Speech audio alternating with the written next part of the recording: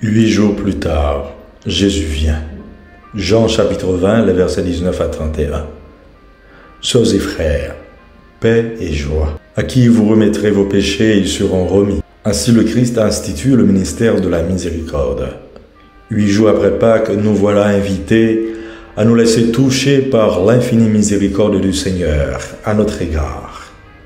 En ce deuxième dimanche de Pâques, dimanche de la divine miséricorde, à l'humanité entière, le Christ vient transmettre sa paix. L'incrédulité de Thomas en ce dimanche devient signe et cause d'une nouvelle béatitude. Heureux ceux qui croient sans avoir vu.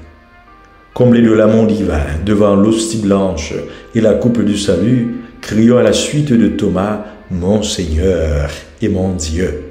8 jours plus tard, Jésus vient. Voilà que le ressuscité s'invite sans donner rendez-vous. Pourtant, ce rythme de rencontre deviendra le dies domini. Il vient combler le vide et la peur qui envahissent le cœur des disciples qui se barricadent au cénacle, attendant une paix, une confirmation, un signe. Ce n'est donc pas une grande première, c'est une visite caractéristique. Toute porte close, un suspens et ces paroles qui résonnent, la paix soit avec vous. N'est-ce pas que nous avons besoin de cette paix du Christ? Nous vivons aujourd'hui dans une certaine crainte.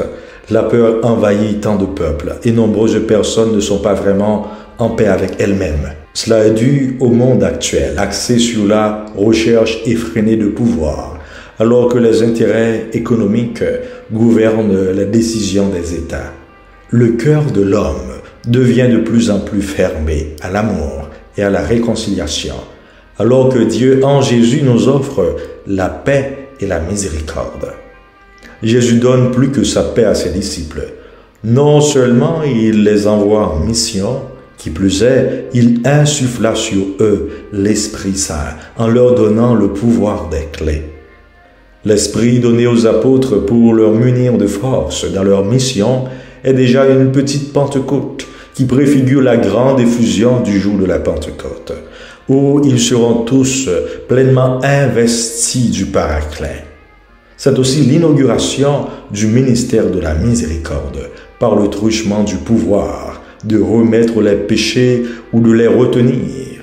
Il s'agit de ce ministère que nous, prêtres, accomplissons à travers le sacrement de la réconciliation pour répondre à ce prescrit du Seigneur ressuscité. Oui, nous parlons de la miséricorde qui donne son nom à ce dimanche. Déjà quelques années que nous prenons plaisir à dépeindre un tableau du peintre italien Caravaggio nommé « L'incrédulité de Thomas », exprimant plus que n'importe quel discours ce qu'est le mystère de la miséricorde divine.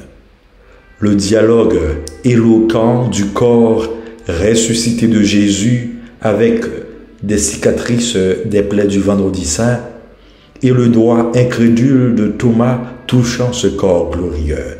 C'est la plus haute dimension de l'expression d'un amour, de l'amour, et pour mieux dire, de la miséricorde même de Dieu qui s'est fait pécher sans être pécheur pour effacer en nous tout ce qui est péché et iniquité.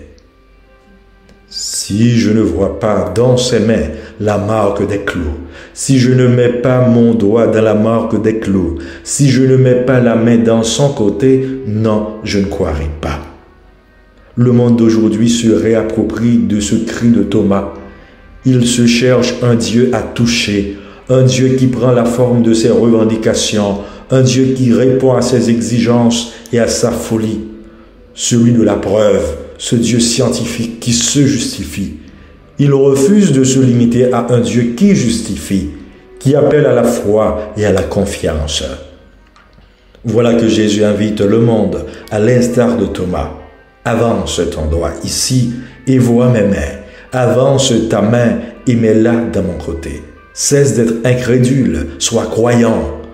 Oui, il nous appelle à le toucher dans le monde blessé, dans les peuples oppressés, dans ces personnes qui portent des blessures de plusieurs années, qui peinent à s'en sortir.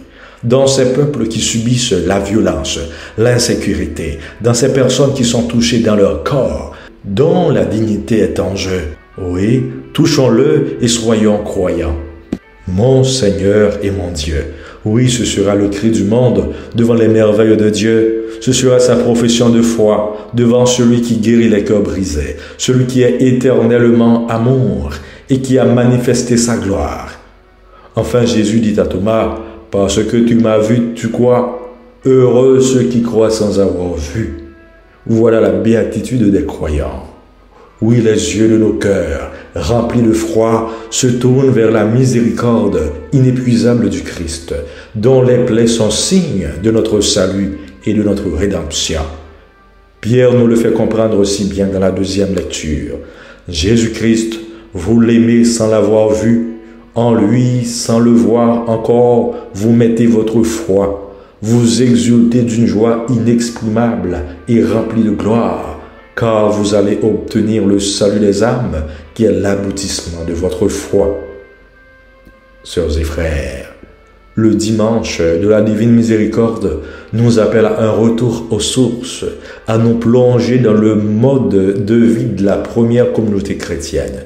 Et c'est ainsi que nous sommes invités à la communion fraternelle, à vivre de l'Eucharistie, à vivre dans la prière, la crainte de Dieu, dans un même cœur et une même âme, comme des frères et sœurs qui peuvent tout partager, les joies, les peines, les soucis, la foi. C'est ainsi que nous pouvons vivre dans la paix que le Christ nous promet. Et c'est le moyen le plus sûr de jouir de sa miséricorde infinie. À ceux-ci, tous reconnaîtront que vous êtes mes disciples, si vous avez de l'amour les uns pour les autres. Jean, chapitre 13, le verset 35. Amen.